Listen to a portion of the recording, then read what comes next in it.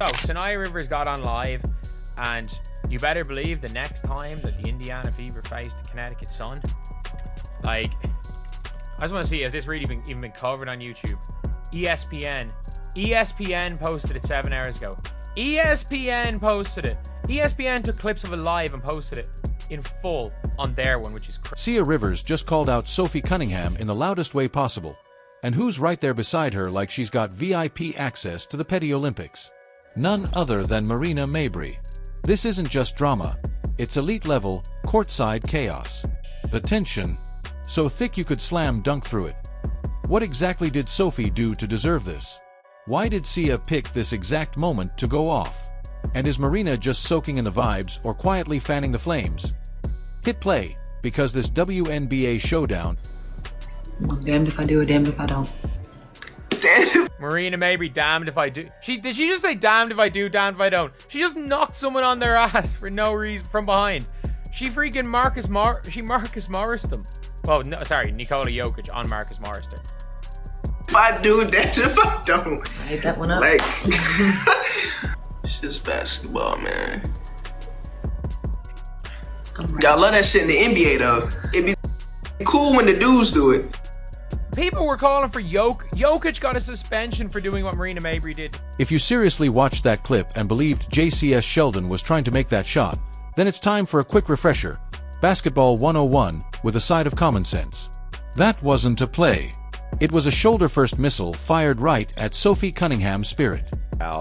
This is crazy. This is Sanaya Rivers and Marina Mabrey going on TikTok after that Connecticut Sun game and lying. And this is an example. I want to go through some things with this because this is an example to me of what an absolute unprofessional cesspool the WNBA is. I know you all know that, but I still think it's important to talk about this because history gets rewritten all of the time. I just saw somebody talking about now that with the Cheryl Reeves stuff, if you saw my video, people talking about how Caitlin Clark was not playing well at the time of the selection and on. And that, again, revisionist history. I did a deep dive at the time, playing as well or better than any guard in the league. Chelsea.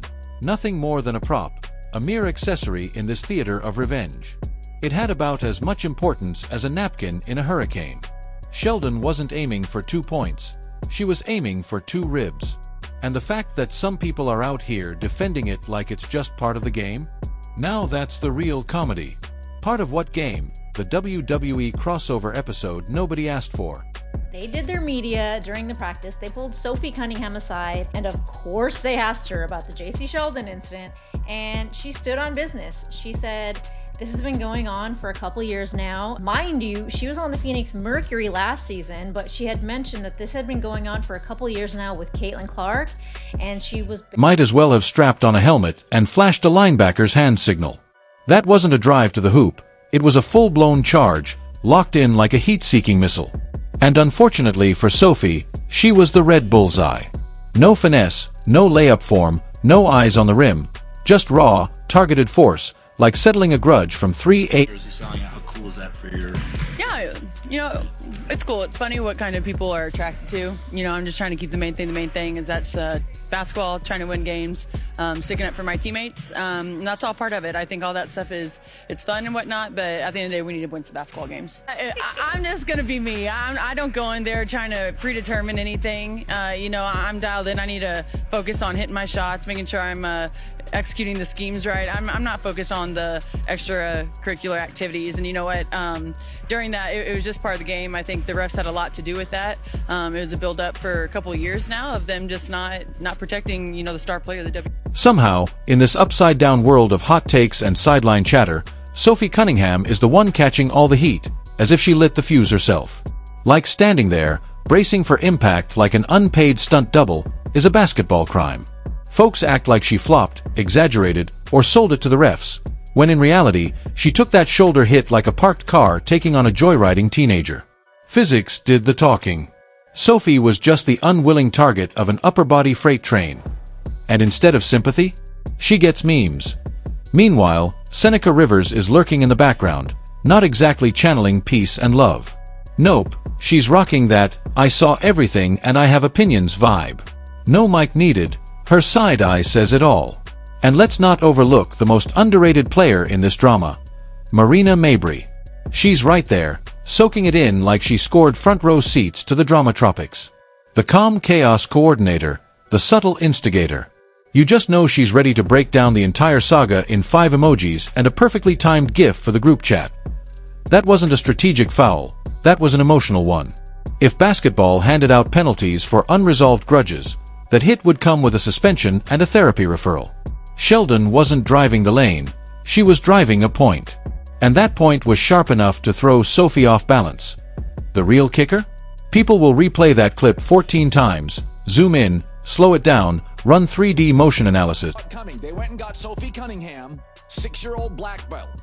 This is what the Bulls did with Charles Oakley to protect Michael Jordan. Watch the retaliation later by Sophie Cunningham. And again, this is inappropriate, right? No, it's what happens in basketball. If the Indiana Fever fans keep voting the way that they are, could they get Sophie Cunningham to an All-Star game? The Indiana Fever have 4 players in the top 10 of WNBA All-Star voting right now. So could we see 5? However, that top 10 is missing someone, and I think you guys are about to snub Angel Reese from an All-Star game, which is crazy. The goalposts aren't just moving, they've packed up, switched leagues, and started rooting for the other team.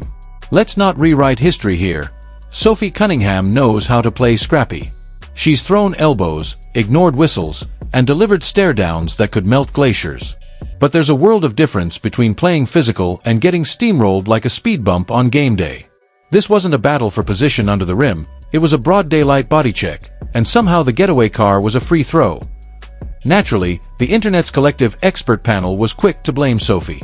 Classic deflection. It's like blaming a parked car for causing a highway pileup. And just when you think the drama's done, in steps Sania Rivers, like the closing argument in a courtroom showdown. No raised voice, no overacting, just pure presence. Her look says it all. We all saw that shoulder smash invade not only Sophie's personal space, but the very rules of basketball. Notices, when Caitlin would get bullied, nobody would do nothing. That's right. Nobody would do nothing. It was like, hey, they didn't know, like, whoa, I can't believe this is happening. I can't believe people are doing this to Caitlin Clark. Teammates weren't jumping in there. They bring in Sophie Cunningham. I had no idea. Sophie Cunningham was a black belt at the age of 6. Yeah. Absolutely. You nailed it. No fluff. Just the raw facts served with that perfect blend of heat and clarity. And yeah, Marina Mabrey, the silent puppet master of this whole mess. She's sitting there like a chess grandmaster, calm and cool, while the rest are losing their pieces on the court. Her expression alone is a whole subplot, like she's already thinking 5 moves ahead, while the refs are stuck in slow motion. And Sophie. She didn't just get bumped, she got schooled in contact physics. That wasn't a bump, that was a deliberate body slam with zero finesse, executed with the subtlety of a wrecking ball in a ballet recital. Then enters Sania Rivers, the real MVP of truth-telling. She didn't just comment, she dropped a mic. That icy, no-nonsense tone? Pure fire. Like she's saying, I see the circus, I see the clowns, and I'm here to call it out. No sugarcoating, no distractions. You can practically hear the marshmallows roasting over that burn. Honestly, this whole moment isn't just drama. It's a masterclass in how chaos, silence, to myself, is anybody on this team gonna stand up for Caitlin Clark? JC Sheldon grabbing Caitlin Clark all game, clawing at her. It's like tonight was a brawl, folks. Tonight was a brawl, and I'm sitting there, I'm like, is anybody on this team going to stand up for? And Sophie Cunningham. Exactly. Marina Mabrey is the epitome of cool detachment in a sea of chaos. She's not about that hot take life, but make no mistake, she's fully processing the whole spectacle with the precision of a sniper. Her silence, it's louder than any whistle. Like you said, she's the calm eye in this whirlwind, silently filing every injustice away, probably ready to hit social media with a perfectly timed subtle clapback when the moment's right. And the double standard? So obvious it hurts. If Sophie had launched that shoulder like Sheldon did, the league and fans would have been roaring for penalties, suspensions, the works. But since it was Sheldon, suddenly it's just game intensity or tough love, code for let's ignore blatant fouls if they suit the narrative. This isn't just basketball anymore.